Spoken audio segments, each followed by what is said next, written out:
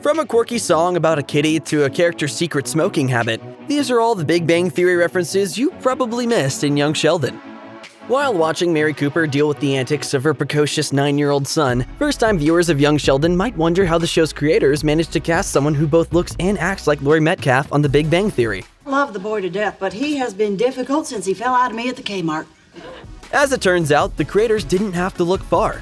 Metcalf's daughter, Zoe Perry, filled the role. Fortunately for all involved, Perry's age just happened to align with the timeline of the series, since Young Sheldon takes place roughly 2 decades before the pilot episode of The Big Bang Theory. It's rare that actors get the opportunity to share a role with one of their parents or children, so both Metcalf and Perry were thrilled with how things worked out. In a 2020 interview with Backstage, Perry recalled the day she landed the role.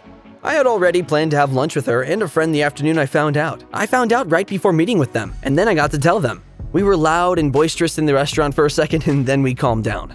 Perry went on to add, "It's been a cool experience getting to share this with her. She's been so great and supportive along the whole path of this career I've embarked on."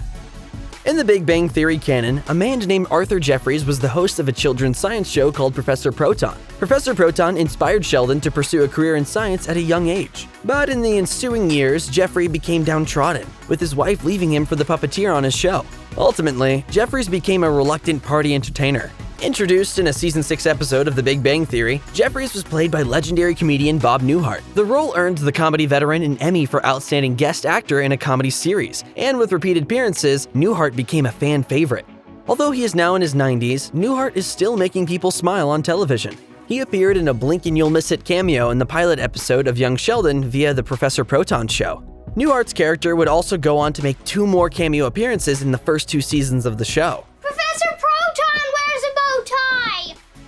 In a Season 3 episode of Young Sheldon, Sheldon begs his dad George to take him to Pasadena, California for a lecture conducted by the renowned physicist Stephen Hawking. Hawking is one of Sheldon's idols, and the lecture takes place at Caltech. The mention of Caltech may perk up the ears of die-hard Big Bang fans, as it will become the eventual workplace of the gang.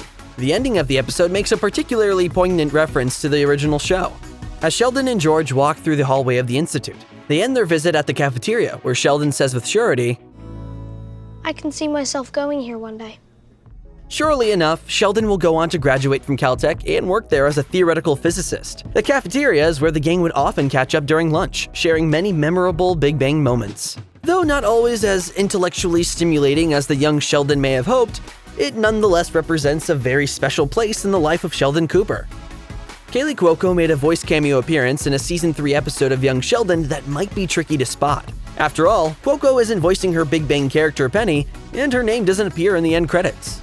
In the episode, Sheldon is faced with having to attend a swim test at school. Dreading the bacteria that rests in the school swimming pool, germophobic Sheldon does everything in his power to avoid it, including faking an illness. But his guilt over skipping school induces a nightmare. In it, the pool water, voiced by Cuoco, entices Sheldon to come closer. The water promises that it's clean and hygienic, but soon after gobbles Sheldon up. When Sheldon wakes up, he's both scared and startled. Cuoco's presence in the episode is reminiscent of a running gag in The Big Bang Theory, where Penny would often frighten the neat freak Sheldon with her messiness. Adding to the plethora of ways The Big Bang Theory is a lot like Friends, there's a song that gives Lisa Kudrow's Smelly Cat a run for its money. The similarly cat-themed lullaby, Soft Kitty. When Sheldon was sick or sleepy on The Big Bang Theory, he would have the person taking care of him sing the song, which is what his mother did when he was a child. This running gag yielded several memorable moments in the series, like the time an injured Penny asked Sheldon to sing to her. Since Sheldon made repeated mention of his mother singing the song to him, it makes sense that it appears frequently in Young Sheldon, making its first appearance in a Season 1 episode. At the end of the episode, Mary sings Soft Kitty to Sheldon on his bed when he has the flu. For the socially impaired Sheldon Cooper, one way to deal with difficulties in human interactions is drawing up agreements and contracts for all involved. He does this by removing ambiguity and clearly defining what each party is expected to do in a given situation. One example came in The Big Bang Theory when Sheldon made a roommate agreement with Leonard. The agreement contained so many absurd clauses that it drove Leonard crazy. The genesis of this tiresome trait is depicted in a Season 1 episode of Young Sheldon. In the episode, 9-year-old Sheldon gets the idea to draft a relationship contract on his computer after his beloved Mima and her boyfriend Dr. Sturgis get into an argument. The agreement clearly defines the bounds and limitations of their dynamic, including a clause where Sheldon isn't allowed to spy on Mima's house with his binoculars. Keeping mental notes of one's grudges can be both tiresome and draining, especially for Sheldon Cooper. After all, he'd rather preserve his mental energy for more important pursuits in life such as science, physics, and countless hours of comic book reading. So what is Sheldon's solution? A list of his mortal enemies, kept on a 5¼ floppy disk. Some of the noteworthy individuals who are unfortunate enough to be included on the list include Wil Wheaton and Batman and Robin director Joel Schumacher. According to Sheldon, Schumacher is on the list for, quote, nearly destroying the Batman franchise. The presence of the floppy disk and a few other clues have always seemed to imply that Sheldon has been maintaining this list since the late 1980s, early 1990s, essentially his childhood. This was confirmed in a Season 1 episode of Young Sheldon. In the episode, Sheldon falls in love with a computer he spots at a local Radio Shack, particularly for its ability to easily alphabetize his list of enemies and their transgressions. The computer ultimately becomes a focal point for the episode, with Sheldon sparking a heated disagreement between his parents about their finances. This all happens after Sheldon asks his mom and dad to buy him the computer. If you switch to Hawaiian Punch, we could live in a bigger house. One of the most unsettling, iconic images in The Big Bang Theory was that of a Gollumized Sheldon scaring himself in the mirror. In the episode, Sheldon wages a war against Leonard, Raj, and Howard over a prop ring officially used in the Lord of the Rings movies. Needless to say, it was both funny and creepy. After his 3 opponents copped out, Sheldon found himself as the sole possessor of the ring. So, as he goes to the bathroom to clean it, Sheldon looks up in the mirror to see that he is turned into Gollum. Of course, it's only a nightmare. Young Sheldon revisited the moment in a Season 3 episode. In the episode, Sheldon reads up on Tolkien's Lord of the Rings books. His reasoning for this is pretty simple. I'm just looking to take a break. Science, of course, is what he's needing a break from. Similar to his older self, Sheldon becomes so engrossed with the fantasy world of the series that it invades his dreams. And in a Gollum-like moment of split indecision, he argues with himself. Clearly, Gollum is the best pop culture character to personify Sheldon's inner demons, both as a child and as an adult. In The Big Bang Theory, Sheldon firmly establishes his mom as kind, loving, religiously fanatical right-wing Texan with a slightly out-of-scale head and a mild Dr. Pepper addiction. In a Season 2 episode, a half-asleep Sheldon also revealed that his mother had a secret smoking habit during his childhood. Mom smokes in the car.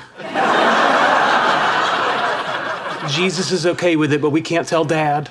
Sure enough, young Sheldon has Mary secretly reaching for a cigarette whenever she's tense. The first instance of Mary smoking was shown in a Season 3 episode. Sheldon gets an offer letter from Caltech in the episode, so a distressed Mary lights up over the possibility of her 11-year-old leaving the nest. Mary is also seen smoking in a Season 5 episode of Young Sheldon. In the episode, marital problems threaten George and Mary. But when George comes home to patch things up with his wife, he finds Mary bonding with Pastor Rob over a smoke.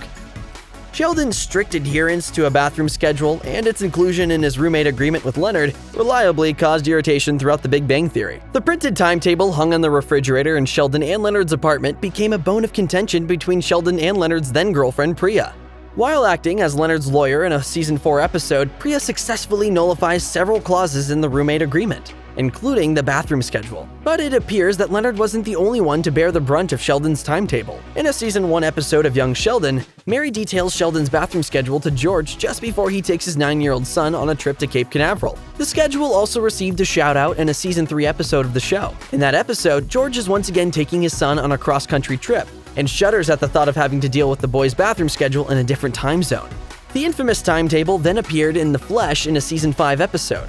In that episode, an image of the schedule was displayed over adult Sheldon's narration.